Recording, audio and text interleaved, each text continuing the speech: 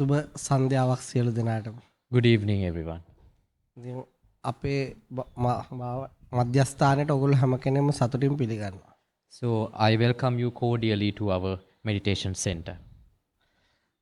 මනස ගැන, බුදුදහම ගැන, බෞද්ධ සංස්කෘතිය ගැන ඔයාලට මොන හරි ප්‍රශ්න තියෙනවා අහන්න අපි ඔස්සේ යම් සාකච්ඡාවක් ගොඩනගමු. So, as usual, if you have any questions regarding the philosophy of Buddhism, or maybe the spiritual practice, or about your own mind, you may raise those questions. Based on your questions, we will start this dialogue forward. Relaxation techniques. සංසුන් කරවන ක්‍රියාමාර්ග මොනවද? ගොඩක් තියෙනවා. There are many. Just one. Just එකක් ප්‍රකාශ කරන්න يعني පුළුවන්. తాවකාලිකවද හැමදාටමද?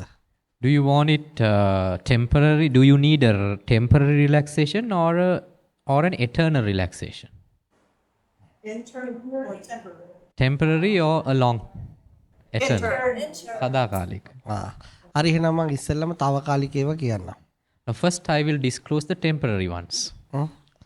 ඒ දැන් ලෝකේ ගොඩක් තමන්ගේ හිත විසිරෙනකොට හිත අපහසු වෙනකොට හිත ඒක අරමුණක තියාගන්න උත්සාහ කරන ක්‍රම ගොඩක් විවිධ ක්‍රම ලෝකේ තියෙනවා. Now when the mind is unsettled, there are many ways practiced in today's world where people try to increase the level of concentration and achieve stillness in the mind. එකක් තමයි අපේ හුස්ම ගැන. One such way is concentrating on the breathing. එතකොට ඒ පිළිබඳ වෙන හිත වෙන වෙන අරමුණු වලට යන්න නොදී හුස්ම ගැනම අවධානය තියාගෙන සිහිය පවත්වා ගන්න උත්සාහ කිරීම තුළ කාලයක් යද්දී හිත තැම්පත් වෙන්න පටන් ගන්නවා. So in that practice, you avoid your deviations of thoughts towards anything else, and you try to make your mind concentrated on the breathing of the body.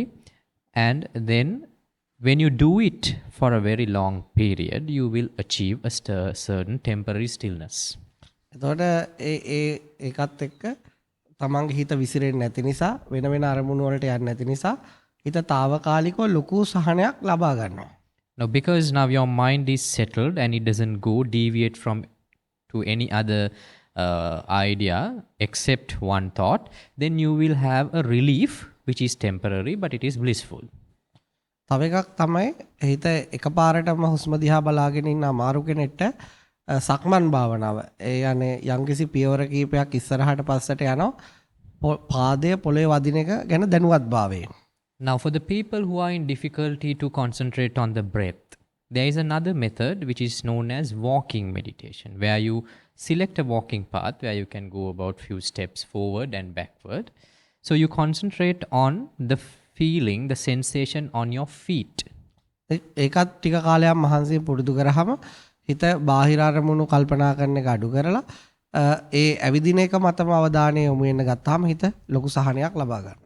However, that is too need lot of exercise and practice. But if you carry it out for a long time, then again you will achieve a temporary relaxation in your mind. ඉතින් ඒ වගේම තව ඕන තරම් හිතට යම්කිසි ශබ්දයක් විතර අවධානයෙන් ඉන්න වෙන වෙන එක මොකක් හරි ශබ්දයක් තමන් වතුරක ශබ්දයක් හරි ඒක විතරයි අවධානය යොමු කරන්නේ වෙන ඒවට අරමුණු වලට හිත යවන්නේ ඒත් ඔයකම කරන්න පුළුවන්. Or there's another way where you concentrate on a specific sound, maybe a flow of water in a river, in a stream. So you concentrate onto that and avoid your mind deviation, mental deviation towards any other, and you can practice that and achieve the same temporary stillness and the bliss. ඔය හැම එකකින්ම කරන්නේ එක අරමුණක් මොකක් හරි තෝරගෙන ඒ අරමුණ මතම හිත රඳවා ගන්න මානසිකාරය කරමින් උත්සාහ කරමින් අනිත් අරමුණු වලින් බැහැර වීම තුලින් ලබා ගන්න ශාන්තියක් සතුටක් ප්‍රීතියක් තමයි ඔය භුක්ති විඳින්නේ. So all of those practices have one fundamental thing, that you concentrate on one thought, and from that you practice it for a very long time and achieve a temporary bliss. ඔකට ඔක කියනවා හිත සමාධිමත් කරනවා හිත තැම්පත් කරනවා භාවනා කරනවා කියලා ඔකට කියනවා. So that way is known as stillness meditation or concentration meditation. Commonly people think that is what is meditation is. ඉතින් ලෝකේ භාවනා මධ්‍යස්ථාන ගොඩාක් රටවල් වල තියෙනවා. Now there are many meditation centers around the world. ඒවයි මේ ඔයි මොකක් හරි අරමුණක් මත හිත රඳවා ගන්න. එක වචනයක් මත හිත තියාගන්න උත්සාහ කිරීමක් තමයි කරන්නේ. So in many of those places, what they try to do is to concentrate the mind in that way, in one thought or maybe a one word, and practice it. දැන් එතකොට ඕකේ තියෙනවා මේ ඕකෙන් ශාන්තියක් සතුටක් අත් කරගන්න පුළුවන්. හැබැයි ප්‍රැක්ටිස් කරන්න බැරි වුණොත්, ලෙඩ වුණොත්, යම් යම් දේවල් වුණොත් මනස නැවත අර තීන ව්‍යාකූලත්වයටමපත් වෙනවා. But that stillness meditation has some disadvantages as well, because if you lose the practice, or maybe due to any physical reason, if you cannot continue the practice thereafter, then you will lose that happiness that you have achieved and be stressed out and unsettled again. ඒ වගේම තමයි තමන්ට වැඩ රාජකාරිය අධික වුණොත්, වගකීම් අධික වුණොත්, ඒත් ප්‍රැක්ටිස් කරන්න බැරි වුණොත් ඒත් හිත ඒ ශාන්තියටපත් වෙන්නේ නැහැ. Not only that if you get your work scheduled so tight, if you become so busy, then you will not have a chance to practice it. ඒ වගේම යම් කලබලකාරී පරිසරයක් වුණොත් ඒත් හිත තැම්පත් කරගන්න බෑ. බාහිර ගොඩාක් ශබ්ද බද්ද වැඩි නම්, කලබල ගෝසාකාරී වැඩි නම් ඒ භාවනා කරන කෙනාට ස්ට්‍රෙස් වෙනවා. Now further, if you cannot find a relaxing place, a blissful environment where you are, if you are in a very noisy environment, you won't be able to practice that even in that environment. ඒක නිසා ඒකේ ලැබෙන සහනය తాවකාලිකයි. So therefore, there are a lot of disadvantages, and the bliss that you achieve through stillness meditation is temporary. ඊළඟ එක තමයි ඒක හිත අවබෝධ කර ගැනීම මත හිත නිවා ගන්න. So the other way, the eternal happiness can be achieved by understanding the mind. ඒකෙදි වාඩි වෙලා භාවනා කරනවා කියලා විශේෂ ක්‍රමයක් නැහැ. So in that there is no such a way, a posture where you have to be seated and do the meditation. ඔබ ජීවත් වෙනවා, ඒ ජීවත් වීම තුළ අත්දැකීම් ලැබෙනවා, ඒ ඔස්සේ මනස ගවේෂණය කරනවා. So you live your life as usual. So there in that life you will gain different experiences. Through your experiences you study and understand your mind. හැබැයි ඒකට ඔබට අපෙන් උදව්වක් ඕන වෙනවා. මොකද ඒක කොහොමද අධ්‍යයනය කරන්නේ, කොහොමද ගවේෂණය කරන්නේ, කොහොමද මනස කියවා ගන්න කියලා අපි යම්කිසි දේශනාවක් කරන්න වෙනවා. Now in that you need our help, because there is a knowledge that we will give to you through by way of discussions, how to observe the mind and how to understand the mind, how to read your experiences in your day-to-day life. එතකොට ඔබ ඒක හොඳට අහලා තේරුම් ගත්තාම ඔබටම ඔබේ මනස පිළිබඳව විශාල අවබෝධයක් ලැබෙනවා. But if you understand, if you gain that primary knowledge, then you will develop the understanding about your mind gradually with your experiences in life. දැන් මම උදාහරණයක් කියන්නම්. Now I will give you an example for that. දැන් අපි යනවා කඩේකට මොන හරි බඩුවක් ගන්න. හිතාගෙන අපි කියමු අපි යනවා මේ රෙදි හොදන්න සබන් කුඩුයි ගෙදරට කෑම ගේන්න බලාගෙන ගෙදරින් පිට වෙලා යනවා කියලා. Now as an example, let's say we are going out for groceries, to buy groceries to a shop. Let's say we want to buy washing powder or maybe food. දැන් අපි ගියාම කඩේට ඒ බඩු නැහැ. So when we reach the supermarket, whatever you wish for is not available in that particular shop. දැන් අපි බලාපොරොත්තුෙන් ගිය දේ නැති නිසා අපේ ඔළුව අවුල් වෙනවා. So since what you have expected is not there, your mind will be unsettled. එතකොට අපි බොහෝ දුරට හිතනවා අයි කඩේට වෙලාවට බඩු ටික ගෙනාවේ නැත්තේ ඒ විලද අපි බාහිර පරිසරය පිළිබඳ චෝදනාවක් අපේ හිතේ එනවා. So generally we will have all these complaints in our mind. Why couldn't they get the stuff I wanted before I arrived? How careless they are. You may complain likewise. එතකොට ඒ වගේ කෙනෙක් අපිට හම්බුනහම අපි යාට පැහැදිලි කරලා දෙනවා ඔයා කඩේට ගිහිල්ලා බඩු නැතිවීම නිසා නෙවෙයි ඔයා අපහසුවටපත් වෙලා තියෙනවා. ඔයා බලාපොරොත්තුවකින් ගියා. ඒ බලාපොරොත්තුව බිඳ වැටීම නිසා. So if such a person comes to us, then we will explain to him it is not because your goods were not available. You were upset at that moment, not because your goods were not available on the shelf. It is because you had an expectation and your expectation was not come true. That was the reason for your unhappiness. ඒතර ඔයාටම පේනවා ඔයා බලාපොරොත්තු ඔයාගේ බිඳ වැටෙනකොට ඔයාගේ මනස ඒ අසහනයට පීඩාවට සංකාවට පත් වෙන හැටි. Now, then you will realize from that experience how come you will be disappointed and be unhappy and unblissful when your expectations were not come true. ඒතර ඔයා කරන්නේ බලාපොරොත්තු නැතුව ඒ බඩු ටික ගන්න යනවා. එතකොට තිබුණත් නැතත් ඔයාට ප්‍රශ්නයක් නැහැ. So then what you do thereafter is, without getting too much attached to your expectations, you go in purchase of goods. Then whether it is there or not would not make any difference to your settled mind. දැන් ඔයා එකදී ඔයා ඔයාගේ මනස වැරදි එක එක විදියට සකස් වෙච්ච විදිය ඔයා අඳුර ගන්නවා. ඊට පස්සේ ඒකේ අඩුපාඩු අඳුර ගන්නවා. ඒක නිවැරදි වුණාට පස්සේ මනස අර අසහනෙන් මිදෙනවා. So in this process, you will find out, you will understand and observe the habits in your mind, the way of thinking patterns in your mind, and how those thinking patterns make you unsettled and unhappy. So when you understand that, your mind will be automatically rectified. එතකොට ඒක එක පැත්තක්. ඔය වගේ විවිධ angle වලින් මනස ඔබටම කියවා ගන්න අපි උගන්වනවා. ඔබ ඒක තේරුම් ගත්තට පස්සේ ඔබේ ජීවන ක්‍රමය වෙනස් කරන්නේ නැතුව ඒ ජීවත් වීම තුළම ඔබ සිතන විදිය වෙනස් කිරීම තුළ, දකින විදිය වෙනස් කිරීම තුළ ඔබේ ඇතුළට සහනය නිවීම ළඟා කරගන්න. So that is only one perspective of a mind. There are so many things that there in about the chemistry, in the chemistry of the mind. So we will help people through discussion to understand those things. So gradually when you experience those things, you will reach the bliss which is eternal inside you. ඒක අනිත් ක්‍රමය. So that is the second way. ඒක ඉතින් හිත තැම්පත් වෙන්න අවශ්‍ය නැහැ. So in that path, there is no need of achieving stillness or concentration in the mind. ප්‍රශ්න වලින් පලා යන්නේ නැහැ. ඒවට මුහුණ දෙනවා.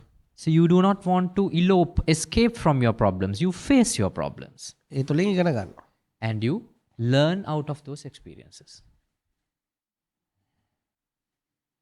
Yes.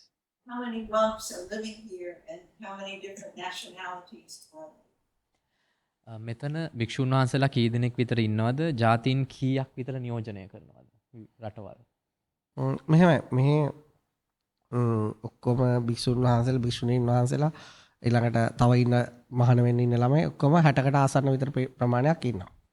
Now here, not only monks, nuns, and lay people who are practicing mindfulness, including all of them, there are about 60 people residentially.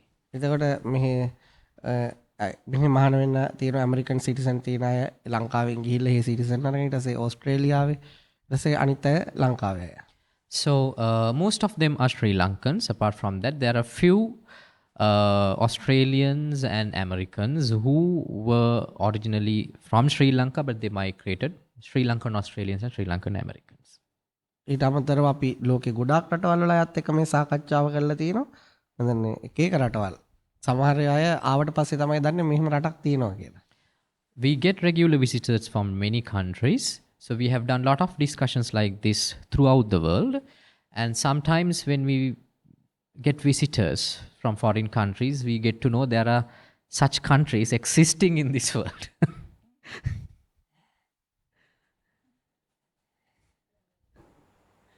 What is your typical day like? ඔබේ සාමාන්‍ය දිනචරියාව කොයි වගේද? සාමාන්‍ය මෙහි උදේ 4ට විතර අවදි වෙනවා. රෑ 9:00 10 වෙනකොට නිදා ගන්නවා. So generally we wake up around 4 o'clock in the morning here at the center, and around 9 o'clock we would go back to sleep in the night. ඊට පස්සේ උදේ හවස මෙහි අපේ සම්ප්‍රදායට අනුව චාන්ටින් ඒව තියෙනවා. දවල්ට මේ ආරාමේ වැඩ තියෙනවා. Now there are customary chanting sessions which comes from the cultural customs in the morning and in the evening, 2 sessions as such. So during the daytime we are engaged in different exercises which are physical activities.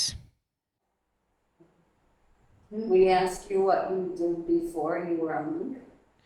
ඔබ පැවිදි වෙන්න කලින් මොකක්ද කරපු දේ? ඉගෙන ගත්තා. පොඩි කාලයක් රස්සාවල් කරා. ඒක තමයි මම කරපු දේ. I was studying but I finished studying. Thereafter I was engaged in a profession for a very short time. That was what I was doing before.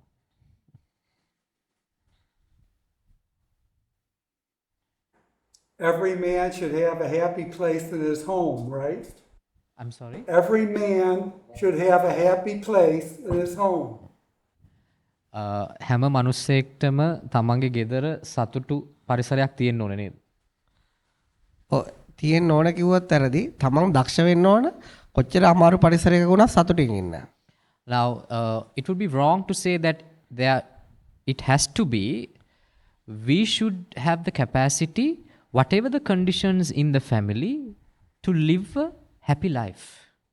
දැන් අපි හිතුවත් අනිත් අය අපිව සතුටු කරන්න ඕන කියලා ඒක කවදාවත් වෙන්නේ නැහැ. Now, if we have an expectation that the other members of the family should make us happy, it would never happen. මොකද එයාලට වෙනම බලාපොරොත්තු තියෙනවා, එයාලට වෙනම අභිලාෂයන් තියෙනවා. ඒගොල්ලෝ ඒවට තමයි එක එක්කෙනා වැඩ කරන්නේ. So they have different expectations, different targets. All of them individually would go after their targets, own targets separately, independently. අපි යථාර්ථයේ තේරුම් අරගෙන ඒ පරිසරයට අනුව අපි අවබෝධ කරගත්තොත් අපිව සතුටින් තියාගන්න. එතකොට අපිට ඕනම පරිසරයක සතුටින් ඉන්න පුළුවන්. So if we can perceive, understand that reality, that everyone has their individual expectations, so if we can develop our mind to accept it, then we can live peacefully and live a happy life. දැන් මේ ලෝකේ ගොඩක්ම මිනිස්සු බාහිර පරිසරය එක්ක තමයි සතුට තමන්ට වෙත ළඟා කරගෙන තියෙන්නේ. Now many people, individuals in the world, they have a certain happiness, but it is relative and it depends on the physical things around them. ඒතර ඒව චලනය වෙච්ච ගමන් එයා නොහිතන විදියට වෙනස් වෙච්ච ගමන් එයාගේ සතුට පලා යනවා. So if those physical materialistic things around him changes, the happiness that he's having attached to those materialistic things will be destroyed. එතකොට ඒක ලෝකේ ගොඩක් අය අනුගමනය කරන ක්‍රමය. So that is a very common pattern of thinking in the world. හැබැයි අපිට පුළුවන් නම් බාහිර පරිසරයත් එක්ක තියෙන බැඳීම් අඩු කරගෙන අපේ ආධ්‍යාත්මික අපේ ඇතුළත අපිම අවබෝධ කරගන්න ඒ ඇති වෙන සතුට බාහිර සාධකත් එක්ක වෙනස් කරන්න බෑ. But if we can develop a happiness internally, irrespective of the attachments that we have towards the materialistic world, so that happiness that we achieve from the mind would not be tainted, could not be destroyed by any changes, distractions in your surrounding. ඒ කියන්නේ ඒ අයත් එක්ක ඒ අය මගහැරලා යනව නෙවෙයි, තීන භෞතික දේවල් පාවිච්චි නොකරනව නෙවෙයි, ඒ දේවල් එක්ක මනසින් තීන ග්‍රහණය කර ගැනීම අවබෝධ කරගන්න. So it is not that you're evading your friends and the family. It is not that you're not using the materialistic goods, physical things and your wealth. You understand the mental attachments that you have with all those objects and people around. එතකොට ගොඩක් භෞතික දේවල් වලට පුද්ගලයන්ට බැඳීම් අඩු අය තමයි ගොඩක් සතුටින් ඉන්නේ. So whoever are happy in this world are the people have less attachment towards people around them and the objects around them. Our happiness is going on travel. Okay. අපි දෙන්නගේ සතුට ඇවිල්ලා එළියට ගිහිල්ලා ඇවිදින එක. ඒක ප්‍රශ්නයක් නැහැ. There's nothing wrong in that. If you have children, you shouldn't have expectations for your children. එතකොට ඔබට දරුවා You're attached to your children. Maybe that's not good. ඔබට දරුවන් ඉන්නවා නම් එතකොට දරුවන් පිළිබඳ බලාපොරොත්තු තියෙන එක හොඳ නැද්ද? දරුවන්ට බන්ධනයක් ඇති වෙනවා. එතකොට මේ බන්ධන තියෙන එක වරදක්ද? නෑ. ඒක වරදක්. තමන් ඒකේ විඳවනව නම් ඒක වරදක්. විඳවන්න නැත්තම් ප්‍රශ්නයක් නෑ. Now if you suffer because that you have attached, then it is wrong. But if there is no suffocation from your attachments, there's nothing wrong of being attached. එතකොට තමන්ට දරුවන් එක්ක සහයෝගය දැන් දරුවන්ට ඕනට වඩා බැඳෙන්න ගියාම අපි දොඩක් දේවල් දරුවන්ගෙන් බලාපොරොත්තු වෙනවා. එතකොට ඒගොල්ලොන්ගේ සතුටක් නැති වෙනවා, අපේ සතුටක් නැති වෙනවා.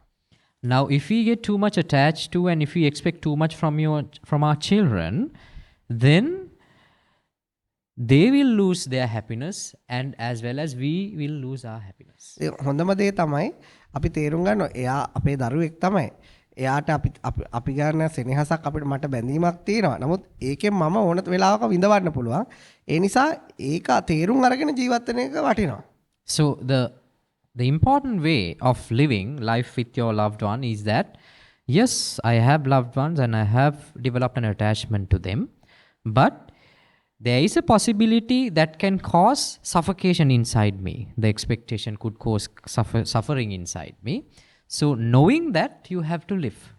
They go far away, so far that you can only see them maybe once a year, couple thousand miles away. You want, so you never say anything because you want them to be happy, but they do. But inside you feel miserable because they're gone, but you never tell them. Then ඔවුන් ඉන්නේ kilometre 10,000ක් විතර ඈතින්. ඔවුන් මට හමු වෙන්නේ අවුරුද්දකට සැරයක්. නමුත් ඇතුලෙන් මට විශාල කම්පාවක් දැනෙනවා ඔවුන් මගෙන් ඈත්වීම පිළිබඳව. ඒක හරි ඔබ කියන කතාව ඇත්ත. Yes, what you say is correct. හැබැයි ඔබට ඒ කම්පාව නැති කරගන්න මට උදව් කරන්න පුළුවන්. But I can help you to overcome that miserableness in your mind. දැන් ඔබම දන්නවා ඒගොල්ලෝ කිලෝමීටර් 10,000ක් දුර ඉන්නේ කියලා. Now, you know that they are living about 1,000 kilometers away. එතකොට ඒ දරුවෝ ඔබට පේන්නේ නැහැ. And you can't see them every day. එතකොට ඔබට යම් කම්පාවක් ඇති වෙන්නේ ඔබේ මානසික චිත්‍රපිලි එක මතකයන් එක්ක. So whatever the feelings, whatever the tensions or the miserableness that you're developing inside your mind is with the mental images about them which you are developing and creating inside you. එතකොට ඒ මතකය තුළ ඇත්ත වශයෙන්ම දරුවෝ නැහැ. So in those memories, your children are not there. එතන තියෙන මතකයන් විතරයි. Those are just memories. එතකොට ඔයා දුක් විඳින්නේ සත්‍ය වශයෙන්ම ඔයාගේ දරුවන් නිසා නෙවෙයි. ඔයා දුක් විඳින්නේ ඔයාගේ ඇතුලේ තියෙන චිත්‍ර තේරුම් ගන්න බැරි වීම නිසා. So you're suffering not because of your real children who are there. You are suffering because you have not understood the images created by your own mind. ඒක ඔයා තේරුම් ගත්තොත් ඔයා විඳවනකොට මේ මතකයන් තේරුම් ගන්න බැරි නිසා තමයි මට මේක වෙන්නේ කියලා එතනම මේ කම්පාව නැති වෙලා යනවා. So if you can understand that when you're suffering, that I am suffering with the memories in my own mind, so in that very moment when you understand it, your suffocation will go away. ඒක ඔයාගේ මනසත් එක්ක තියෙන ගනුදෙනුව. So that is a business that you have with your own mind. මේ මනස මේ හරීම පුදුමාකාරයි. This mind is so amazing. මේක තේරුම් නොගත්තොත් එයා ඒ අයිතිකාරයට සෑහෙන ප්‍රශ්න ඇති කරනවා. So if the owner of the mind do not understand his own mind, it can create lot of problems to the owner. මනසට පුළුවන් එක එක චිත්‍ර හදන්න. Because one's mind can create many images. ඒකේ සීමාවක් නැහැ. There is no limit to that creation. ඒකේ හදනවා ඉවරයක් නැහැ. It can create without a stop. එතකොට ඔයාගේ මනස එහෙම හදනකොට ඔයාට ඒක අඳුර ගන්න බැරි වුණොත් ඒ ඔක්කොම චිත්‍ර සජීවීකරණයටපත් වෙනවා. So when your mind do that creation, if you cannot recognize that it is creating, those memories, those pictures will come alive. ඒක හරියට ඔබ ටීවී එකේ බලන චිත්‍රපටයක් ඔබ ඇත්තම සිද්ධියක් කියලා හිතාගෙන බලනවා වගේ බවටපත් වෙනවා. Now it is similar to a situation that you're watching a movie on a television and you believe that is true. එතකොට ඔබ දුකටපත් වෙනවා, අඬනවා, hina වෙනවා. ඔබට චිත්‍රපටියක් බව සදහටම අමතක වෙනවා. So then you will cry with the incidents, you will laugh with the incidents, you will jump with the incidents. The film will be real to you. ඒ වගේම ඔබේ මනස චිත්‍රපටි දසදහස් ගණනක් දවසට නිෂ්පාදනය කරනවා. So similarly, your mind is producing thousands of such pictures, films, movies inside you. ඉතින් ඒක වැඩිපුර ඔබ දරුවන්ට බැඳිලා නම් ඒ දරුවන් සම්බන්ධ කතා තමයි ගොඩක් ගොතන්නේ. Now if you attach too much to your children, then your mind will produce more movies about children. ඔබ කාට හරි ආදරය කරනවා නම් ඒ පිළිබඳව චිත්‍ර කතා තමයි හදන්නේ. Now if you are loving somebody else, your mind will create movies about love stories about that character. ඔබ ඇඳුමක් ගන්න ආසා නම් ඇඳුම පිළිබඳව ඒවා. Now if you have an expectation of buying a particular dress, your mind will create movies about that dress. ඊළඟ ඔබ කාත් එක්ක හරි තරහ නම් ඒ පිළිබඳව පලි ගන්න හැටි, දඬුවම් දෙන හැටි ඒ දේවල්. If you're angry with somebody, your mind will create movies, horror movies about those angry person. එතකොට ඔබට අවධානය සිහිය නැති වුණොත් ඒක අඳුර ගන්න ඒවා ඔබ තනිකර ඔබ හිතන එක ඇත්තක් කියලා. Now, if you lose awareness and mindfulness about that creation of the mind, you will believe those movies are real. ඊට පස්සේ ඔබට ඇඬෙනවා. ඔබ ශෝකයටපත් වෙනවා. ඔබ සතුටටපත් වෙනවා. ඔබ සංකාවටපත් වෙනවා. ඒ සියලුම මානසික ලෙඩ ටික හැදෙනවා. Then you will cry, you will lament, you will feel miserable, you will feel lonely, you will come across all the mental dilemmas inside you. ඔක පොඩි දෙයක් තියෙනවා. ඔබ දැකගත්තොත් ඔබේ හිත කරන ওই නිර්මාණය ඔබේ සිහියෙන්ට පැවතිච්ච ගමන් ඒ සියලුම මානසික ලෙඩ අතුරුදහන් වෙනවා. So there's only one thing that you have to do to overcome all those things. When you are aware, when you are mindful that your mind is creating this movie, in that very moment, all those difficult emotions will go away. මම මේ කිව්ව කතාවට සරල උදාහරණයක් කියන්න. Now I will give you a very simple example to what I taught you right now. ඔන්න ඔබ එකපාරටම දැන් මේ ට්‍රිප් එක ගිහලා ගෙදර යනවා. Now let's say at the end of this journey, you go back to your house. යනකොටම ගෙදර අරිනවත් එක්කම සර්පෙක්. Now when you open the front door, you will see a snake in the hall. එතන වා කෑ ගහගෙන අයි දොර වහගෙන යන මේ වගේ. So you will close the door and jump out and scream. ඊට පස්සේ ඒ පැත්තේ සර්පෙක්. So then when you jump out of the garden, there's a snake in the garden. දැන් ඔයාලට සර්පෙන්ට බය නැත්තම් ප්‍රශ්නයක් නැහැ. බය නම් S2 වහගෙන මොනවා හරි කෑ ගහනවනේ. Now if you're not afraid of snakes, there wouldn't be any problem. But if you are, now you will close your eyes and do something, right? You will scream. මාත් දැන් ඔයා බය වෙලා ඉන්න වෙලාවට මමත් එතෙන්ට එනවා. So when you are facing that, when you are afraid of it, I am also coming to your house. එතකොට ඔයාට කියන මේ ඇත්තටම සර්පෙන්නේ මේ රබර් නයෙක් ඔයා එනකොට මේ ඔයාලගේ මුණුපුර බය කරන්න දාලා තියෙන්නේ. So then I will tell you, these are not real snakes, these are just rubber snakes. Somebody might have kept it there to make you frightened. ඔයා ගිහිල්ලා බලන්න ඔයා එතකොට තේරුම් ගන්න ඇත්තටම මේ ඇත්ත එකේ නෙමෙයි බොරු එකේ. Then you by yourself will inspect. Then you will notice it is not real, it is just an artificial snake. එතකොට ඔයාලගේ බය අර ඔක්කොම අතුරුදහන් වෙනවා. So all of your fear will just go away in a second. ඒකම ඔබේ මනස ගැනත් එහෙමමයි. So your mind is also like that. ඔබ මනස හඳුනාගත්ත ගම අර කම්පාව අතුරුදහන් වෙනවා. So when you recognize your mind, all the suffocation, the loneliness and everything will just vanish. ඔබ අඳුර ගන්න බැරි වුණොත් ඒ දෙන්න පුළුවන් වද ඔක්කොම හම්බ වෙනවා. But if you are incapable of recognizing your mind, it will give you all the emotional stress and trauma under the sun.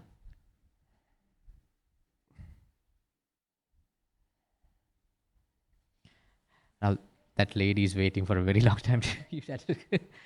I was going to ask, what is the ages, the youngest to the oldest? Some question. In this center.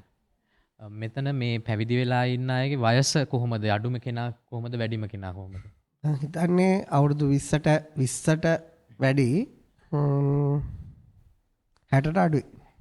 I believe all are above 20 and below 60.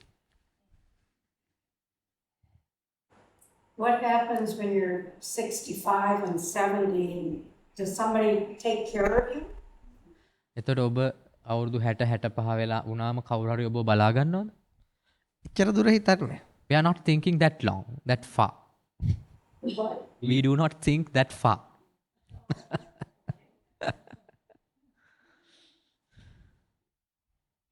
Yes. Your picture up there. අර උඩ තියෙන ඔබේ පින්තූරයේද? ඔව් මෙහි ආපු ළමෙක් ඇඳපු එකක්. Yes, it was drawn by a boy who came here to stay with us for a couple of days. Yeah. මම වගේ පින්නවද? Does it look like alike?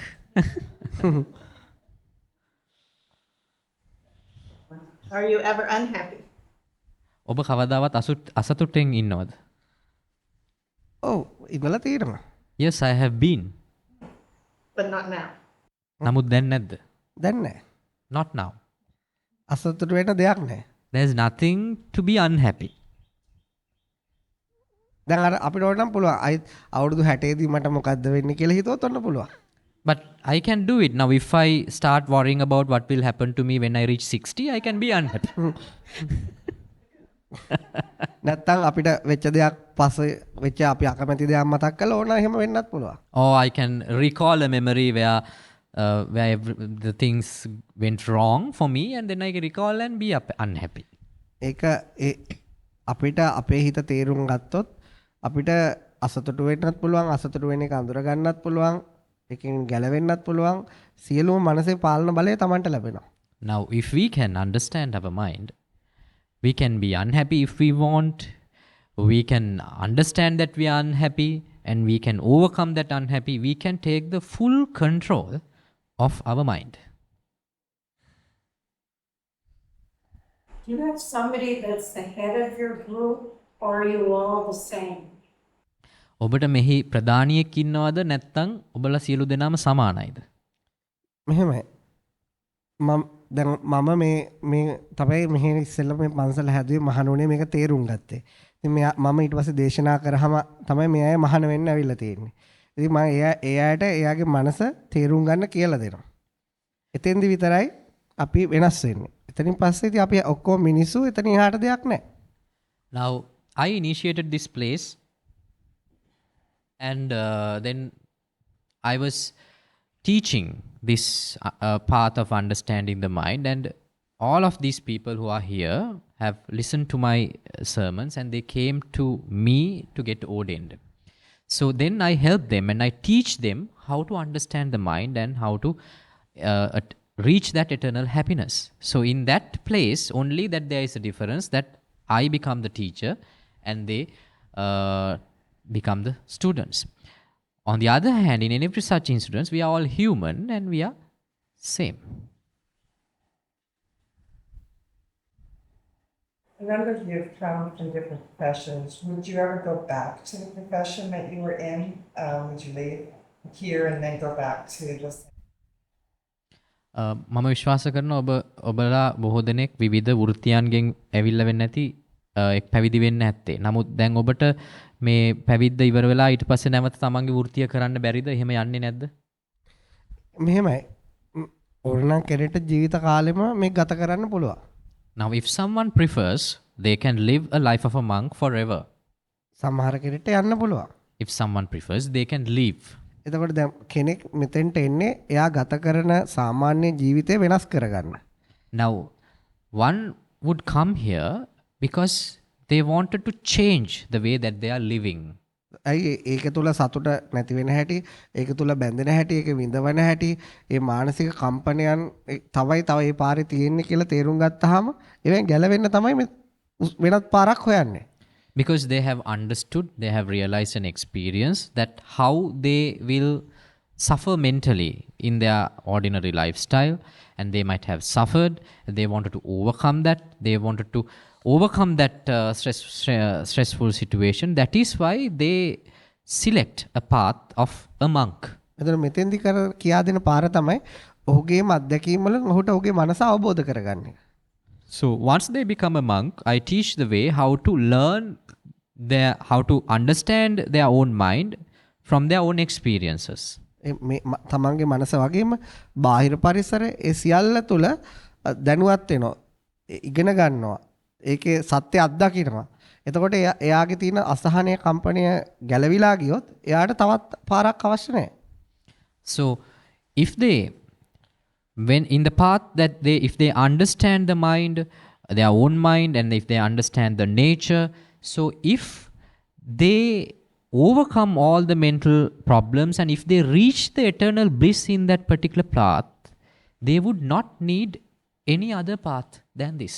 එතකොට එයාට ඒක කරගන්න බැරි වුණොත්, එයාට යාව තීරුම් ගන්න බැරි වුණොත්, එයාට ඉවස ගන්න බැරි වුණොත්, ඉතින් එයා අයිත් අර පාරට ඒක ප්‍රශ්නයක් නැහැ.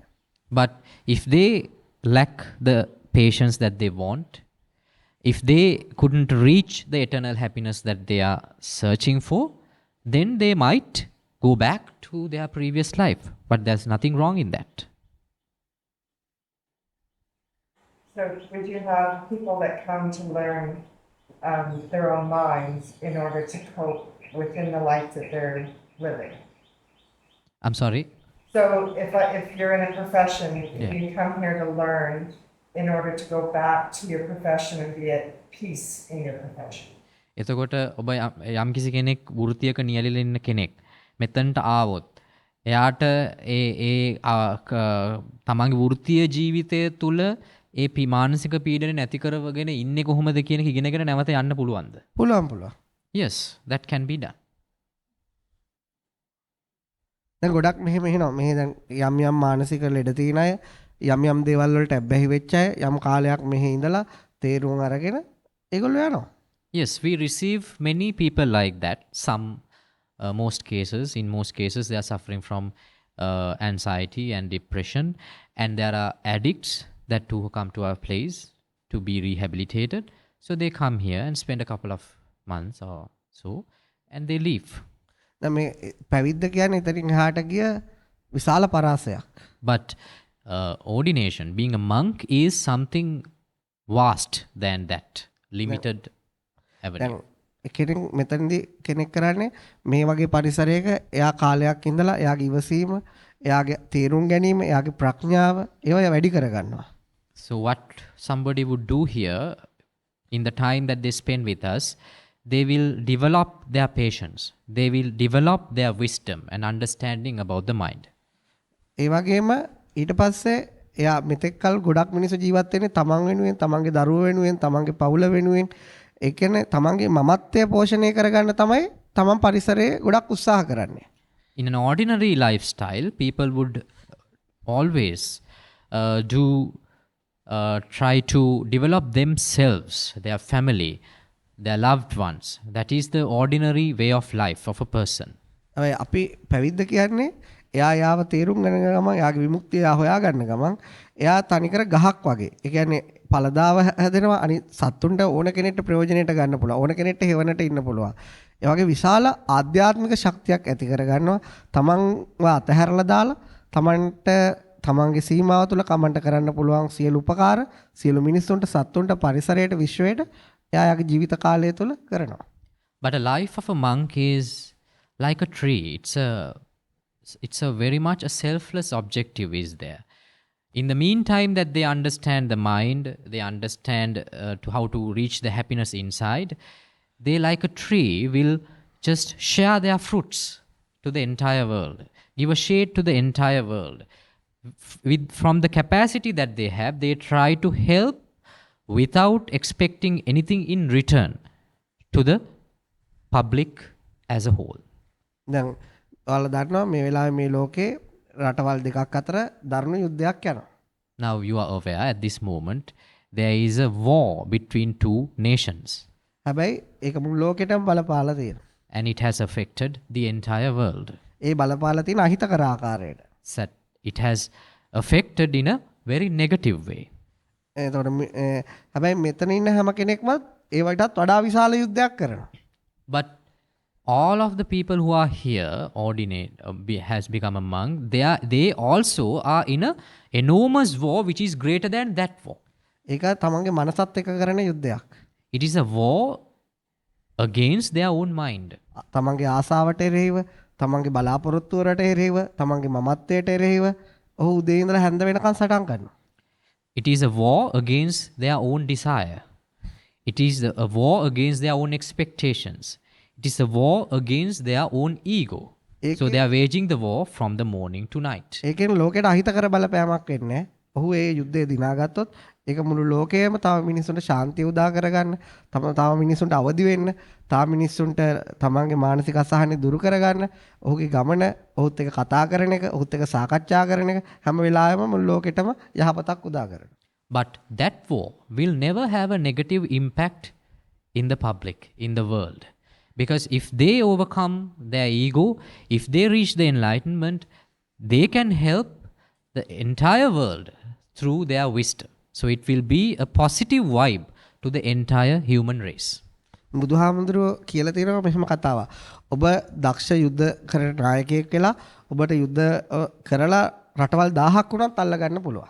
Now Gautam Buddha has once said something like this. Now if you are a warrior, you can wage war against nations and win 1,000 wars.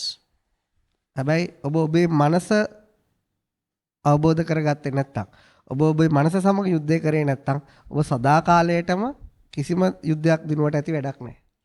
But if you have not won the war over your own mind, then there is no use of winning 1,000 wars. It will be useless. එතකොට මෙතන මහාන වෙන කෙනාට ඒ කියන්නේ ගොඩක් තමන්ගේ මනස අවබෝධ කරගන්න කාලය තියෙනවා.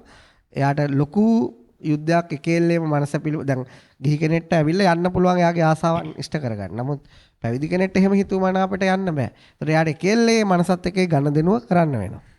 Now, a monk has a lot of time and they can dedicate their time fully, unlike a layperson, to wage the war and understand the mind. For a layperson, yes, they can come here and stay a couple of days, but they always, in any time, they can go back and fulfill their expectation in the outside world. But here, as a monk, your capacity is limited. So then you're totally focused in the mental trauma, mental emotions of the mind, and you're totally focused in understanding process. Where does your funding come from? ඔබට ආධාර ලැබෙන්නේ කොහෙන්ද? ඒක ගොඩක් මේ දේශන අහපු අය ඒකෙන් හිතේ දුක් යම් ප්‍රමාණයකට නිවාගත් අය ඒ තියෙන අය දෙන දේවල් තමයි. So the people who have listened to these discussions and who have reached a certain level of happiness inside there by practicing this method, they help us. So our donations comes from those means mainly. ඊට අමතරව අපි මෙහි ලොකු ඉඩක් තියෙනවා. ඒව වගා කරගෙන තියෙනවා. ආහාර සඳහා යම් දේවල් එළියට අලවි කරනවා. ඒවෙන් ලැබෙන දේවලුත් මේ මධ්‍යස්ථානයේ පවත්වායි යනවා. And also this premises extend to few acres. So we have a lot of land and we have cultivated. So we sell our produce and from that also we make an income. දැන් අපි මෙහෙට එන කිසිම කෙනෙක් අපි මුදල් අය කරන්නේ නැහැ. අපි යාට පරිසරය හදලා දෙන්නේ යාට එයාව තේරුම් ගන්න, එයාව නිවා ගන්න. But we do not charge any money, any sort of money from anybody who comes here to practice meditation with us. We have provided all the facilities for them to lead a good standard of to raise their standard of living whilst they are staying here with us. Have any tourists ever stayed? තව චාරිකාවකදී මම ඇවිල්ලා නවතින්නද? ඔව් එහෙම ගොඩක් අය ඉන්නවා කාලයක්. Yes, you're welcome. There are many who are like you. ගොඩක් තරුණ දැන් ඔය යුරෝප් වගේ ගොඩක් අය එනවනේ තරුණ ළමයි. ඒගොල්ලන්ට මෙහි ආරංචි වුණාම ඒගොල්ලෝ ඇවිල්ලා සතියක් දෙකක් ඉඳලා මේක අහගෙන අපිත් එක්ක වැඩ කරලා ඒගොල්ලෝ යමක් තේරුම් අරගෙන යනවා. Yeah, we receive many foreigners who get to know about this center, about our practice. They come here and they stay for about couple of weeks with us, couple of days with us, and engage in the community activities here. And they go back to their country after enjoying their stay with us. මේක ඇත්තටම ලස්සන පණිවිඩයක්. මේක කවුරු හරි තේරුම් ගත්තොත් එයාට එයාගේ ඇතුළ සතුටින් පිරීලා ඉතිරිලා යනවා. So this is a very beautiful message. If somebody understands this, they will start an overflowing happiness inside their own mind. හැබැයි කලබලයට එකපාරටම තේරුම් ගන්න බැරි වෙන්න පුළුවන්. But sometimes it would not be able to understand at once, at a rush.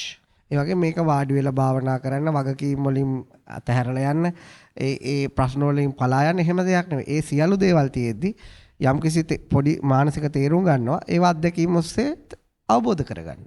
And on the other hand, there is no need to practice seated meditation, to be in one posture, or there is no need to evade or escape from your responsibilities. While you're doing your own responsibilities, you understand your mind and achieve that bliss. දැන් අපි මේක ගොඩාක් අයත් එක්ක සාකච්ඡා කරනවා විටින් විට ඕගොල්ලෝ වගේ අය. ඉතින් මම හිතනවා කාලයක් යද්දි මේක තේරුම් ගන්න පිරිස පොඩ වැඩි වුණාම මේ ලෝකේ කාර්යබහුල හැම මිනිස්සෙටම ඒ කාර්යබහුලත්වය තුල නිදහස ඉන්න මේක හරිම වටිනවා. So gradually we receive many people to this center. So what I believe is once an adequate number of people are aware about this message, there will be a situation in this world amongst the busy schedule, they will understand how to live a happy life without gaining any pressure.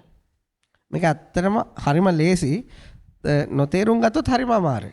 So this is a very easy way if you can understand, but if you do not understand, it would be difficult. So the goal, I don't know if you call it a goal, your wish, your dream would be for everyone to understand their mind and the life they live. It's not like everyone needs to be a monk in this world. We could still be teachers or whatever, policemen or mothers or whatever, but we deal with our activities in a certain way, I guess. එතකොට ඔබේ අරමුණ ඔබේ අර පරමාර්ථය වෙන්නේ හැමදෙනාම පැවිදි වෙන්න අවශ්‍ය නැහැ. නමුත් කෙනෙක් මේක ඉගෙන ගත්තොත් මේක තේරුම් ගත්තොත් ඔවුන් කරන වෘත්තිය සමහර විට ඇය මවක් වෙන්න පුළුවන්, පොලිස් නිලධාරියෙක් වෙන්න පුළුවන්, එහෙම නැත්නම් වෙනත් ගුරුවරයෙක් වෙන්න පුළුවන්. ඒ වෘත්තියේ ඉඳගෙනම ඒ සතුට භුක්ති විඳින්න. ඔව් අනිත් ඒක හරියටම හරි. හැම කෙනෙක්ටම මහාන වෙන්නත් බෑ. ඒක ඒ තරම් කැපවීමක් කරන්නත් හැමෝටම බෑ. Yes, that is 100% correct, because everyone cannot become a monk, because that sacrifice everyone cannot make that sacrifice in their life. ඒ වගේම මේක මම කියන්නේ තමන් අදහන ආගමක් තියෙනවා, සංස්කෘතියක් තියෙනවා, ඒකවත් වෙනස් කරන්න ඕනේ නැහැ. And my advice is that if you have a belief system, if you have a religion that you observe, there is no need to change that even. මේකේ තියෙන්නේ අපි යම් ඉගැන්වීමක් කරන්නේ තමන්ගේ මනස තමන්ටම තේරුම් අරගෙන මරණයෙන් පස්සේ නෙමෙයි මේ ජීවිතේම හිත මධ්‍යස්ථ කරගෙන හිත නිවාගෙන තමන්ට ජීවිතේට මුහුණ දෙන්න. So this is a teaching where you achieve the mental happiness, the liberation within your lifetime, not after death. And you can incorporate that in your day-to-day life. ඔගොල්ලෝ වෙන රටක ඔයාලයිත් මේ සංස්කෘතියට එන්න අවශ්‍ය නැහැ මේක තේරුම් ගත්තා කියලා. Now, you are from a different culture, from a different country. There is no need that you should observe another culture to understand this message. ඔයා කරන්න ඕන මේ අපි ඉගෙන ගන්න දේ තමන් තේරුම් අරගෙන ඒකෙන් ඔයාව අවබෝධ කරගන්න එක විතරයි. What you have to do is understand our teaching and understand your mind and yourself. ඒ වගේම ඔයා ඔයාගේ හිත නිවා ගන්න ප්‍රමාණයට ඔයාට කාට හරි ඔයා කියන දේ අහන කෙනෙක් ඉන්නවනේ එයාට තේරුම් කරලා දෙන්න. So once you achieve a certain happiness, liberation inside you, you can teach it to somebody who listen to you. ඔයා බුදු පිළිම වලට වඳින්න, පන්සල් යන්න ඒව අවශ්‍ය නැහැ. So there no need for you to go to a temple or to worship a statue. There is no need as such. ඒවා සංස්කෘතියක් විතරයි. Those things are cultural customs. මේක ජීවත් වෙන ක්‍රමයක්. මේක දර්ශනයක්. This is an art of living. It's a philosophy.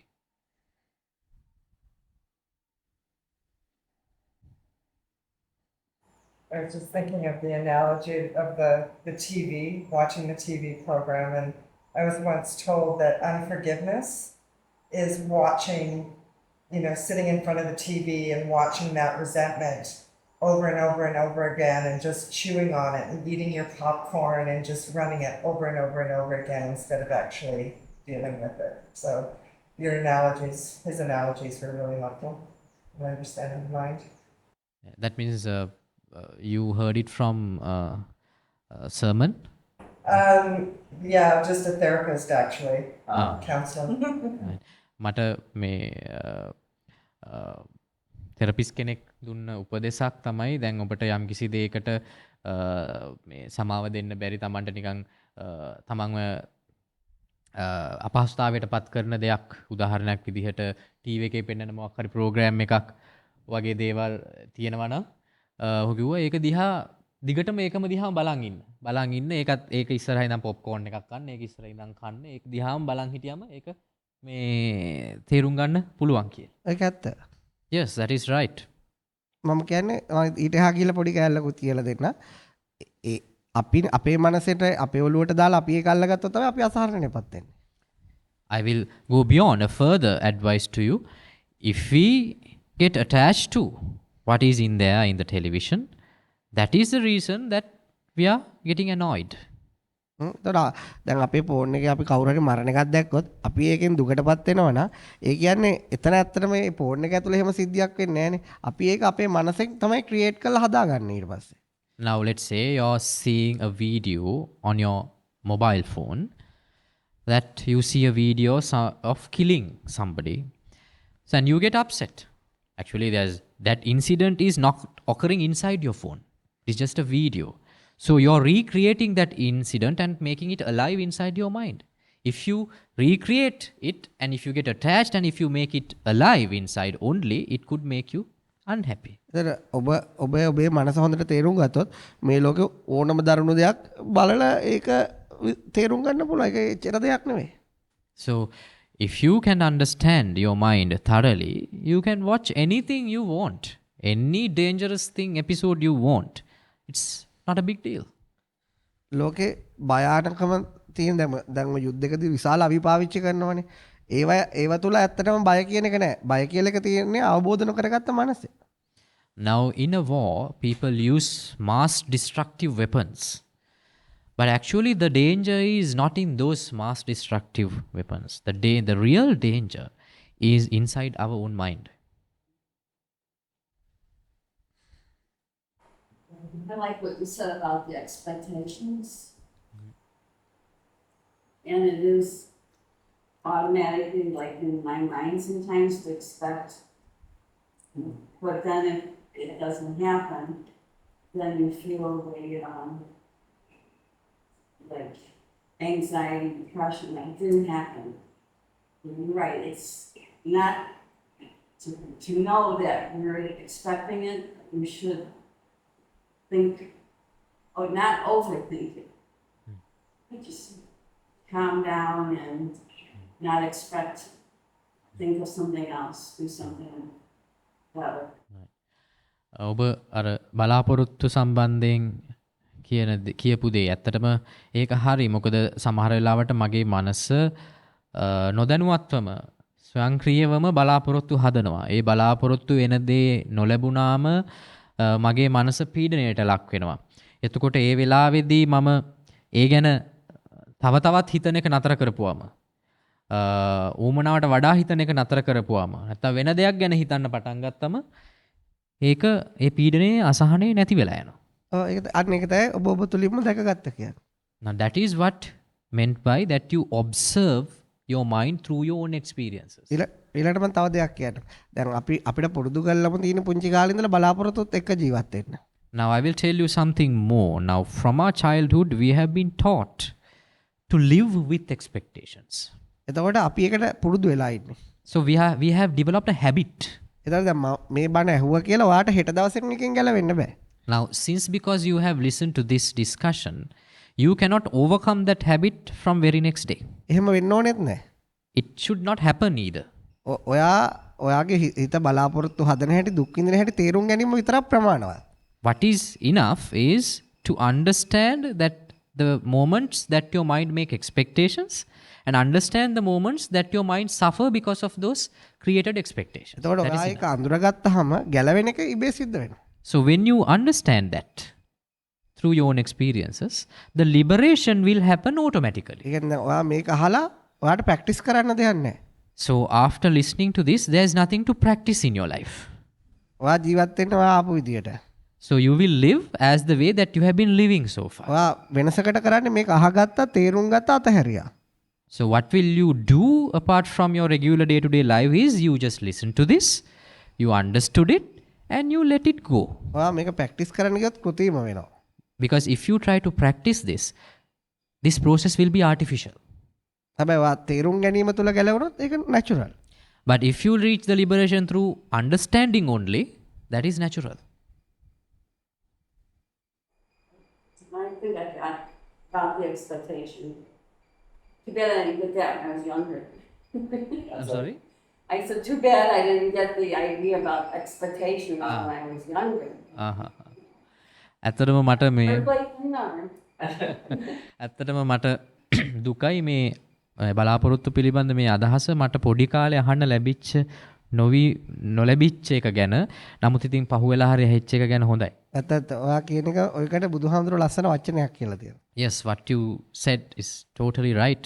Gautam Buddha has said once a beautiful thing about එයා that. කියනවා මේ යම් කිසි කෙනෙක් ළමයට මේ මැසේජ් එක මේ ජීවත් වෙන ක්‍රමය එයාගේ පොඩි කාලේ ලැබුණොත් එයාගේ මුළු ජීවිතේම වාසනාවක්. Because Gautam Buddha has once said, If a child receive this art of living, the message of art of living, his entire life will be amazing.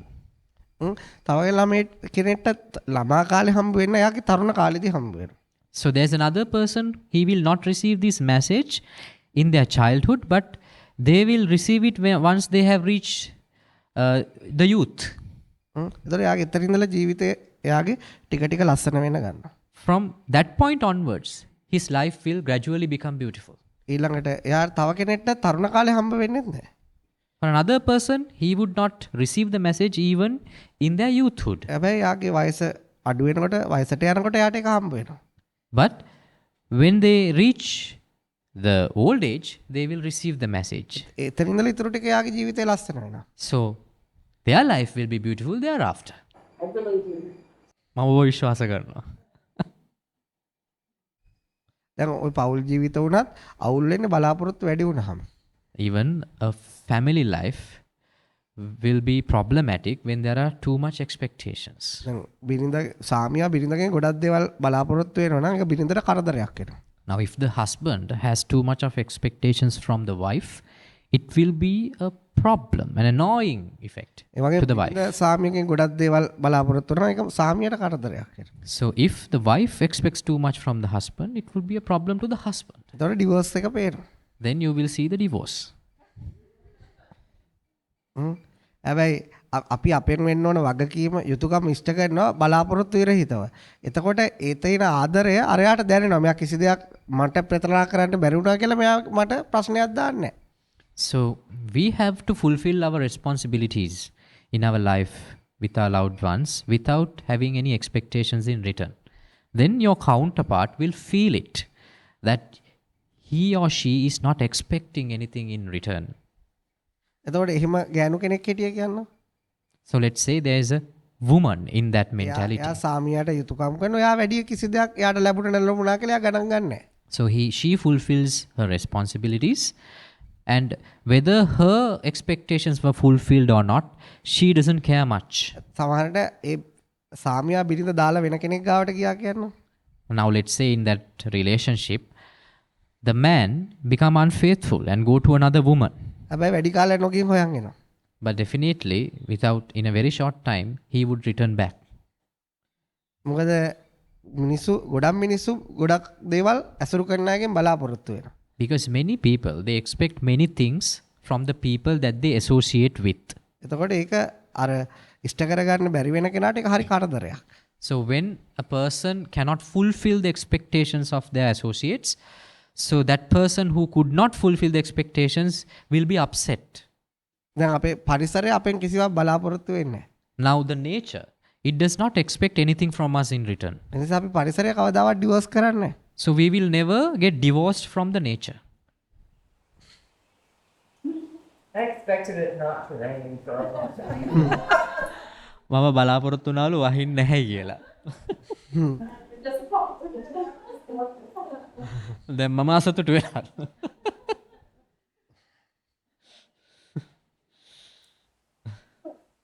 How many years does it take to become the full priest? Reach the fullest of it. You mean, to become a priest? Right. Well, what I don't know what they call them priests or they call them Monks. monks. Yes. Yeah.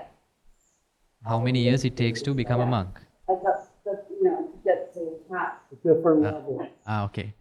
භික්ෂුවන් අතර අර ජේෂ්ඨත්වයට පත් වෙන්න කොච්චර කාලයක් ගත වෙනවද? ඇත්තටම තමන්ගේ මනස තමන් ඉක්මනට අවබෝධ කරගත්තොත් එයා තමයි ඇත්තටම ජේෂ්ඨ. Now the reality is, the actual truth is, if one realize his own mind, he is the most senior. නමුත් ඒක අනිත් අයට පේන්නේ නැහනේ. But the associates cannot see whether he has realized or not. හැබැයි ඒක නිසා අපි ජීවත් වෙනකොට අපි යම් යම් දැන් බුදු අපේ ශාසනයේ නීති රාමුවක් තියෙනවා. කලින් මහාන වෙච්ච කෙනා හැමතිස්සෙම ජේෂ්ඨයි. එයා වැඩුමල්. So because of that, since the mental development is unforeseen, there is a custom in the monkhood that who ordained first will become the senior to the next. වයසෙන් අඩු වුණත් මුලින්ම අහන වෙලාවට එයා තමයි senior.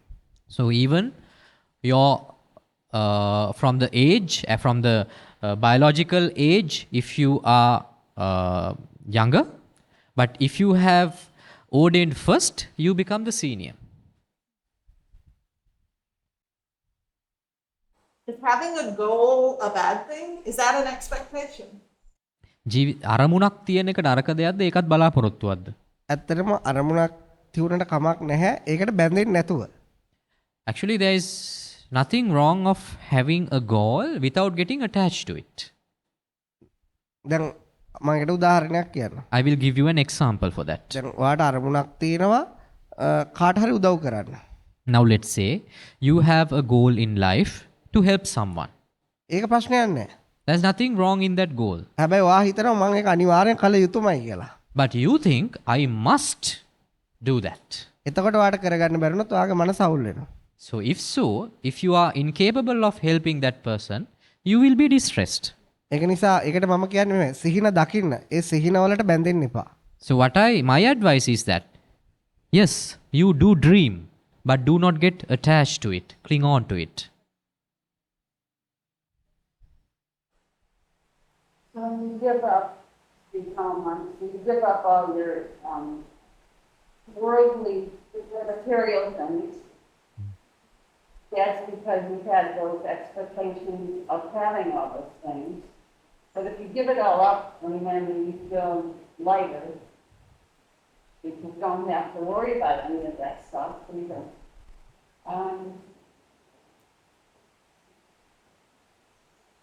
So it's better, less is better. You know what I'm saying? No, less. එතකොට දැන් ඔබ භික්ෂුවක් බවට පත් වෙනකොට ඔබ ලෞකික ගොඩාක් භෞතික දේවල් අතහැරලා දානවා. එතකොට ඒ කියන්නේ ඔබ ඒකට ඔබ ගොඩක් ලෞකික ජීවිතය ගත කරද්දී, ගිහි ජීවිතය ගත කරද්දී ගොඩක් බලාපොරොත්තු වෙච්ච දේවල් තමයි ඔබ ලං කරගෙන තියෙන්නේ. එතකොට පැවිදි වෙනකොට ඔබ ඒව අතහැරලා දානවා. ඒ කියන්නේ ඔබේ බලාපොරොත්තු අතහැරලා දානවා. එතකොට ඔබට යම්කිසි සැහැල්ලුවක් දැනෙනවා. ඒ කියන්නේ මිනිස්සු දේවල් අඩුවෙන් පරිහරණය කරනකොට සැහැල්ලුව දැනෙනවද? එහෙම වෙන්නේ නැහැ. No, it doesn't happen like that. පරිහරණය කරන දේවල් මත නෙවෙයි සැහැල්ලුව තියෙන්නේ. The lightness in the mind will not depend on possessing less objects. ඒක දැන් මම ඒකට ඔයාලට මෙහෙම කියන්නම්. I will tell you in this way. එක භික්ෂුවක් ඉන්නවා රජමාලිගාවක. Now there's one monk, he lives in a palace. එයාට හැමදේම රාජකීය විදියට තමයි ලැබෙන්නේ. He receives everything in the most luxurious way. කෑම බීම අඳින සිවුරු නිදා ගන්න දේවල් පාවිච්චි කරන හැම දේවල්ම රාජකීයයි. The food, his meals, his bed, the robes that he is wearing, it's all like in the royal way. තව භික්ෂුවක් ඉන්නවා එයා ඉන්නේ මේ දොරක්වත් නැති මේ වෙන්නේ නැති ඒ ගල් එනක එයාට පොඩි කෑම ටිකක් ලැබෙන්නේ. එයාට හොඳ සිවුරකුත් නැහැ. එයා ඉන්නේ වගේ පරිසරයක. Now there's another monk. He lives in a cave in a jungle. He doesn't have any possessions, a bed or any furniture. He receives only a small amount of food. He doesn't have a proper robe to wear. There's another monk like that. හැබැයි එතකොට බාහිර පරිසරයේ මිනිස්සු බැලුවම කියයි අර ගල්ලෙනේ ඉන්න කෙනා තමයි සැහැල්ලුවෙන් ඉන්නේ කියලා. So for a third person, an outsider, when he observed these two monks, one would say that the one who lives in the cave has lightness in his mind. මොකද එයාට පාවිච්චි කරන දේවල් අඩුයි. Because what he is possessing only less things. හැබැයි මම එහෙම කියන්නේ. But I don't say like that. හැබැයි අර ගල්ලෙනේ ඉන්න කෙනා අර දේවල් වලට හිතින් ආස කරොත් එයාට කිසිම සැනසීමක් ගල්ලෙනේ ඇතුලේ නැහැ. Because the monk who is staying in the cave, if he is mentally attached to the materialistic things, mentally attached, he won't feel lightness in his mind. හැබැයි අර රජමාලිගාවේ ඉන්න භික්ෂුවට ඒ තීන පරිහරණය කරන දේවල් එක්ක මානසික බැඳීමක් නැත්නම් එයා තමයි සැහැල්ලුවෙන් ඉන්නේ. On the other hand, the monk who lives in the palace, if he does not have any mental attachment with the things, the luxurious things that he is possessing, he will feel lighter in his mind. මේ පණිවිඩයේ තියෙන ඊළඟ ලස්සන දේ තමයි භෞතික දේවල් ඔබ කොතෙක් දේවල් පාවිච්චි කරත් ප්‍රශ්නයක් නැහැ. So the beauty of this message is there's nothing wrong or there's nothing to do with the materialistic things that you possess in this life. ඔබ රජ ඕන තරම් ලස්සන ඇඳුම් ඇඳලා ලස්සන ආභරණ පැළඳුවට ප්‍රශ්නකුත් නැහැ. ලස්සන ගෙදරක හිටියට ප්‍රශ්නකුත් නැහැ. ඔබ කැලේක හිටියත් ප්‍රශ්නයක් නැහැ. ඔබ මේ දේවල් මනසින් ග්‍රහණය කරගන්න එක මත තමයි ඔබේ අතුලාන්තයේ ශාන්තිය සතුට දුක මත ඒවට බලපාන්නේ. So irrespective of the fact that you have the most modern or the most expensive clothes, most expensive jewelries to wear, whether you live in a palace or whether you live in a cave in the jungle, it has nothing to do with the lightness of the mind. Whether you're attached to those materialistic things from your mind will decide whether you feel a weight or whether you feel the lightness in the mind. පාවිච්චි කරන දේ මත දිහා බලලා කෙනෙක්ගේ ශාන්තිය කියන්න බෑ. So you cannot claim and decide by just seeing what people use in their day-to-day life and say that whether they feel blissful or not from their mind. ඔකට වෙච්ච බුදුහාමුදුරුවෝ ජීවමාන කාලේ ලස්සන සිද්ධියක් වුණා. Now there was a nice incident which happened when Gautam Buddha was alive. බුදුහාමුදුරුවෝ කියන්නේ රාජකීය පවුලක කෙනෙක්. Now Gautam Buddha was originally coming from a royal family. එතකොට එයා ඒ රජකම ඒ ආභරණ ඒ දේවල් අතහැරලා තමයි පැවිද්ද තෝරගත්තේ. So he left all his materialistic things and then he decided to become a monk one day. ඉතින් එයා යථා සත්‍ය පණිවිඩය හොයාගත්තට පස්සේ ඒක අහලා ගොඩාක් රජ කුමාරවරු, සිටු කුමාරවරු, සිටි කුමාරිවරු ගොඩක් අය මහාන වුණා. So once he was enlightened, when he started to preach, many youngsters, men and women from high-end families, with wealthy families, they came to him and got ordained. එතකොට ඒගොල්ලෝ මහාන වුණාට පස්සේ ඒගොල්ලෝ ගොඩක් දවස් වලට පින්ඩ පාතේ. හිඟා කාලා තමයි කෑම ටික හොයාගත්තේ. So the people who came from these wealthy families, when they become a monk, there is a custom that we go from house to house begging food. That is a custom of a monk. එතකොට දවසක් මේ මහාන වෙච්ච රජ කුමාරවරු ටිකක් ඒගොල්ලෝ යනවා මේ දුෂ්කර ගම දුප්පත් ගමක පින්ඩ පාතේට. So one day, one particular monk who came from a royalty, he was a prince, he was to a prince, and he went on alms rounds like that. That means he going from one home to another begging for food in a very poor village. එතකොට එයා ගියා එක ගෙදරකට ඒ ගෙදරට ගියාම අහස සිදුරුයි ඒ කියන්නේ වහලා හරියට හෙවිලි කරලා නැහැ අහස පේනවා. Now he went to one particular house. That house was made out of clay and thatched with some grass, and he can see when the families inside, they can see the sky because it is not properly thatched, it's destroyed, they are so poor. එල භාජන උනත් පිරිසුදු නැහැ. ඒවයි තමයි කෑම උයලා තියෙන්නේ. So their potteries and everything, it is unclean, unhygienic. They don't have money to purchase. That is what they are cooking. එතකොට ඒ දාන ගෙනාපු ගෑනු කෙනත් හරිම පිළිවෙලකට ඇඳලා නැති හරිම කැත අර ස්පෙෂල් එකක්වත් කරලා නැති ඒ නිසා ඒ දුප්පත් කාන්තාවක්. And the lady who served the food, she did not have any good dress to wear. It was all torn, weared off, and she couldn't apply any makeup, so she looked so miserable from outside. එතකොට අර හාමුදුරුවන්ට හිතෙනවා අපි රජ මාලිගාවල හිටියේ අපිට හිටියේ කුමාරිකාවරු ඒගොල්ලෝ කොච්චර ලස්සනට ඇඳලා කියලා හිටියද කොච්චර රසවත් කෑම කෑවද කොච්චර ලස්සන භාජන තිබුණද අපි මේ දේවල් අතහැරලා බුදුහාමුදුරුවෝගේ පණිවිඩය වෙනුවෙන් අපි මහාන වුණා. අපි ගොඩක් සතුටු වෙනවා මහාන වෙලා. නමුත් මේ කට්ටිය මේ වගේ පුංචි දෙයක්වත් අතහැරලා මේ බුදුහාමුදුරුවෝ ඉන්න කාලේ මහාන වෙන්නේ නැහැ නේ කියලා. So this monk, who was a prince once, got a thought like this. Now, I came from a royal background. I had all the luxuries, money, gold and everything. There were beautiful princesses around the palace. I ate good food. I was wearing good materials. Now, I could leave all those things behind. Millions of money, wealth behind, and I could get ordained in Gautam Buddha's community. These people, they have nothing to leave. They are so poor, why can't they just leave all these things behind and come to us to become a monk, become a nun? හැබැයි ඒගොල්ලෝ එහෙම වෙන්නේ නැහැ. but they are not doing that. එතන ඒගොල්ලෝ ගිහිල්ලා එයා ගිහිල්ලා දාන වළඳලා බුදුහාමුදුරන්ට කියනවා අපි බොහෝ දේවල් අතහැරලා ඔබ වහන්සේ ගාවට මේ පණිවිඩයට අපි ජීවිතේ කැප කරා. නමුත් අර අපි අද පිණ්ඩපාත ගිය ගමේ අයට අතහරින්න කියලා දේවල් නැහැ. ඔක්කොම තියෙන කබල් දේවල්. ඇයි ඒගොල්ලෝ ඔබ වහන්සේ ගාවට එන්නේ නැත්තේ? So after enjoying his lunch, after having his lunch, he went back to Gautam Buddha and said this, his experience. Now I came to you and got ordained, leaving millions of money behind. Now I went to a poor house today. She did not have anything at all to leave behind. Why doesn't she get the idea of becoming a monk like me? එතන බුදුහාමුදුර ලස්සන උපමාවක් කිව්වා. So then Gautam Buddha gave a nice example. එතන අර පුංචි කිරිල්ලියක් ඉන්නවා. ඒ කියන්නේ පොඩි කුරුල්ලෝ අර දෙමලිච්ච වගේ. He took a very tiny bird as an example. Look, just think a sunbird. එතකොට කෙස් ගහකින් එයාව බඳිනවා. You use a piece of hair to attach that sunbird to some particular place. ඒ කුරුල්ලා සෑහෙන මහන්සි වෙන එක කඩාගෙන යන නමුත් ඔයිට ඒ කෙස් ගහ කඩා ගන්න බෑ. But that tiny bird cannot escape.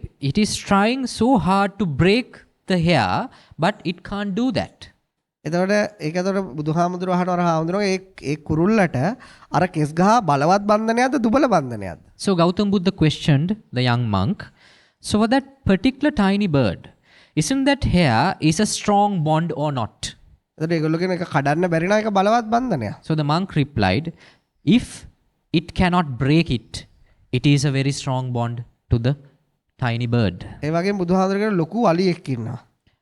Then Gautam Buddha said, now let's think about a huge elephant. එයා දන්වැල් වලින් බැඳලා ඉන්න කකුල් හතරම. So all 4 of its legs are tied up using chains. හැබැයි එයාට හිතෙනවා මට දැන් මේ දන්වැල් කරදරයක් මම මේවා කඩාගෙන නිදහසේ ඇවිදලා යන්න ඕන කියලා.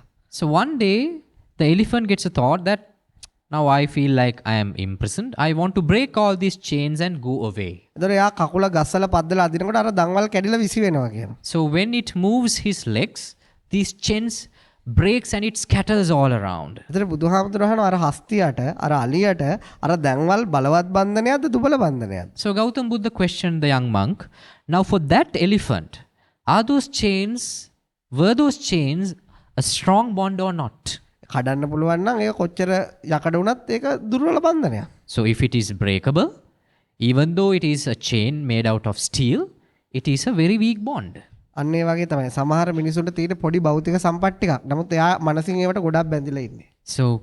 So it is same like this in the day-to-day world. Some people do possess only few objects. But if they are too much attached to those fewer things that they are having, it will be a stronger bond for them. තව මිනිසුන්ට ගොඩක් දේවල් තියෙනවා. ඉඩ කඩයි යාන වාහන ඒවා. බයාලට ඒවා එයාලගේ මනසින් ඒවා අල්ලගෙන නැහැ. But some people, they have lot of things, land, wealth, vehicles and everything. But if they are not mentally attached to those things would not become a strong bonds to them. ඒගොල්ලෝ ඒවා පාවිච්චි කරනවා විතරයි. They are just possessing them. Chains are in your mind. So මේ දම්වැල් තියෙන අපේ මනසේ. අන්න ඒක ඒ දන්වැල කෙස් ගහ කියලා උපමා කරේ තමන්ගේ මනසට. Yes, both the hair and the chain is in our mind. It is our mind is the chain. It is our mind is the hair. ඒ නිසා ඒකේ ඔයාට කිව්වේ භෞතික දේවල් කොතෙක් තිබුණත් කමක් නැහැ තමන් ඒවට තමන්ගේ බැඳීමක් නැත්තම්. So what I was trying to say is that it doesn't matter how much of things that you possess, if you are not too much attached to it, as long as you are not too much attached to it. එතකොට ඒවා නැති වුණා කියලා හරි කැඩුණා කියලා හරි නැති වුණා කියලා හරි ආවිඳවන්නේ. So if you lose it, or if those things changes, if those things get destroyed, it will not do any harm to you. ඒ නිසා මේ පණිවිඩයේදී පාවිච්චි කරන්න කිසිම බාධාවක් නැහැ. ඔබට කැමති දේවල් ඔබ පාවිච්චි කරන්න. ඒකේ ප්‍රශ්නේ තියෙන්නේ පාවිච්චියේ නෙවෙයි ඒවා ඔළුවෙන් අල්ලගන්න කියලා. So in this message, there's no restrictions upon possessing things, utilizing things. You can use it without getting attached mentally. So you're saying when you come here as a monk and if you have a lot of material possessions, you can leave it and not give it away and it'll be there for you. එතකොට ඔබ කියන්නේ ඔබ භික්ෂුවක් බවට මෙහෙට පත් වෙනකොට ඔබට තිබුණා නම් කලින් ගොඩාක් ධනය සහ දේපල ඔබට පුළුවන් ද ඒවා එහෙමම තියෙන්න අරින්න වෙන කාටවත් දෙන්නේ නැතුව ඔබේ ප්‍රයෝජන සඳහා? ඔව් දැන් අපි මෙහි අපිට ඇත්තටම ගොඩක් දේවල් තියෙනවා. අපි ඒවා පාවිච්චි කරනවා. අපිට ඒක එතන ඉවරයි. Well, at this center itself, we have lot of things. We have lot of things for our use, but we are simply using it. දැන් මෙහි මහාන වෙන්න ආපු අය ගත්තත් ඒක ගොඩාක් ධනෙ තියෙන එහෙම සෑහෙන සල්ලි හම්බ කරපු සෑහෙන ලොකු රස්සාවල් කරපු මේ දේවල් අතහැරලා දාලා තියෙනවා. ඉතින් ඒක වෙතන ඉවරයි. ඒගොල්ලෝ ඒව තිබුණට ඒ වෙච්චර අල්ලගෙන ඉඳලා නැහැ. Now, even at this center, we have monks who have had lot of money and they have come from good professions and they have left all those things behind, but they are not mentally attached to it. Let those things stay. If their family, yeah. Their family. එතකොට ඔවුන්ගේ පවුල එහෙම තමයි. පවුල දරුවෝ ඒගොල්ලෝ අතහැරලා ඉවලා තියෙනවා. yes, they are leaving their family too. ඒත් ඒගොල්ලෝ ඒගොල්ලොට ඇවිල්ලා ඕන වෙලාවක හමු වෙන්න පුළුවන්. ඒක බාධාවක් නැහැ. But they can come here and meet them at any time they want. There are no restrictions. තමන්ගේ මනසත් එක්ක යන ගණ දෙනවා. It's a deal. It's a thing, an exercise with the mind. එහෙනම් අදට ඇති නේද? So,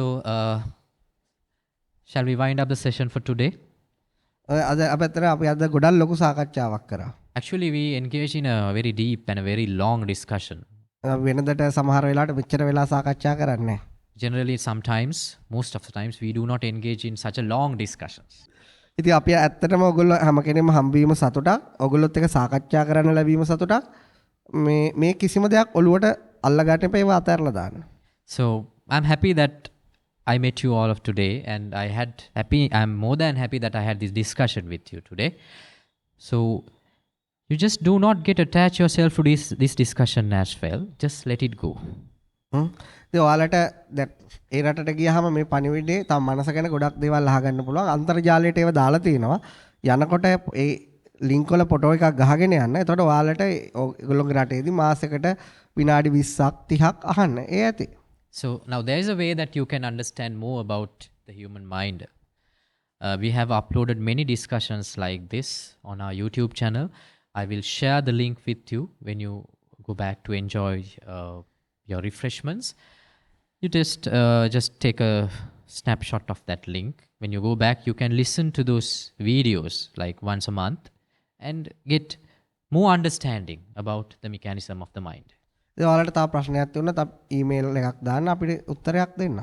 And if you have further questions, our contact details, email numbers and WhatsApp numbers are available. You can forward your questions to us. ඉතින් ඒ නිසා අවසාන වශයෙන් ඔයාලටත් හැම දිනාටමත් දැන් මේ ලෝකේ මේ වෙලාවේ යුද්ධයක් තියෙනවා. ඒ මේ නිවිලා පෘථිවියටම ශාන්ති උදා වෙන්න ඔයාලා හැම දිනෙටම සතුට උදා වෙන්න කියලා අපි ආශිර්වාද කරනවා. So, winding up the session. Now, you know this entire world is at a distress because of the ongoing war situation. So, from the merits that we gathered from this discussion and from the good things that we have done throughout our life, we will collectively bless the entire world to achieve peace as soon as possible and meet all these differences and reach peace at least as soon as possible.